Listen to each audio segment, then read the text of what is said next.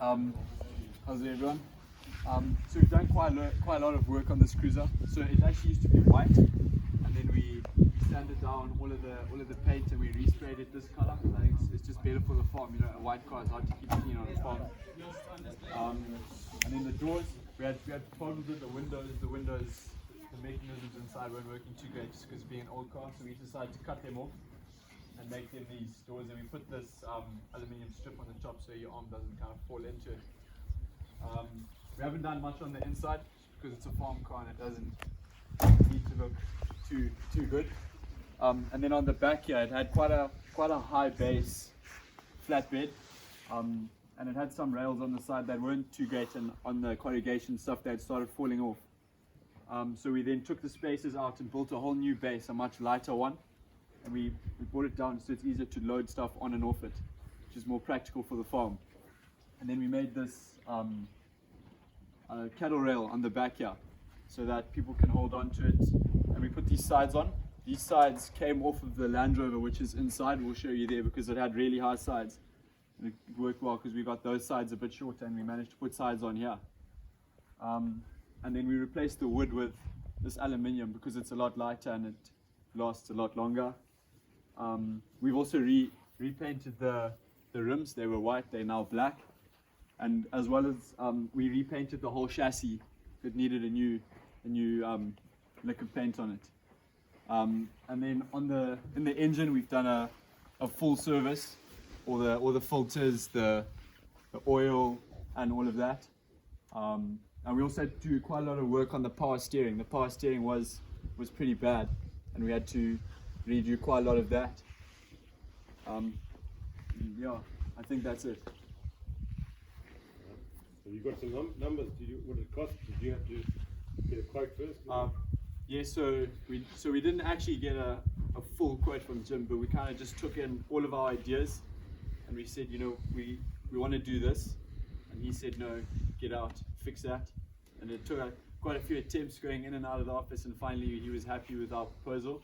And then we kind of just told him what materials we would need to do small things. So we kind of like proposed a bumper by itself, and then proposed the flatbed by itself, and then proposed respraying it by itself. And then we like slowly got the go-aheads. I can go run up and get my laptop if you would like to see all of those figures. Like roughly, what did it cost? Just sum up. Yeah, what were your quotes relative to what it cost in the end? We were a little bit over due to the fact that we broke a whole lot of drill bits and grinding discs, which we didn't account for in the beginning. And we had to respray a bit because we're obviously not professional sprayers, and we had to kind of spray and then we'd make a mistake and sand it down and spray it again. But we were about, I think we thought it was going to be about 19,000 and we spent about 21,000. Is it a small group of you or is it a big group? So the tech group there's 13 of us, and we then split ourselves into two groups. One group doing the chicken coop and one group doing the two vehicles. So there was 7 of us, or 8 of us that did this cruiser and the Land Rover. Those that were involved in the cruiser, can you just maybe come forward?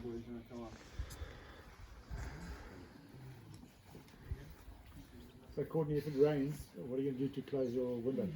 You just got to toughen up. Just toughen up, Soak it up. If it doesn't rain, so it's okay. Got another one.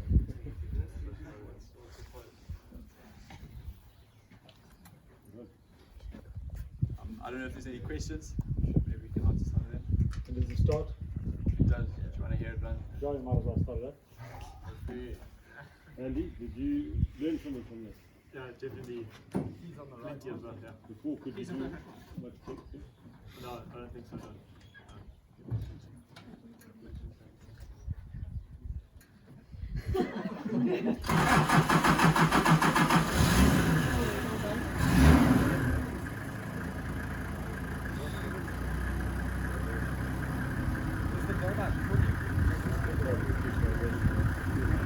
What to say as well, in the beginning this car never had lights on the back, and because it's road license, we made a new bumper and fitted a whole new set of lights, and as well as a tow bar to make it get on the farm. And we put the turbo on especially because of the guys made it.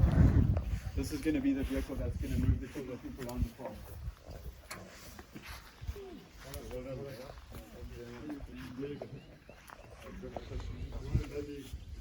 When do you guys take us to the chicken coop and then we can go inside and you guys carry on for lunch? You guys like to come around and say,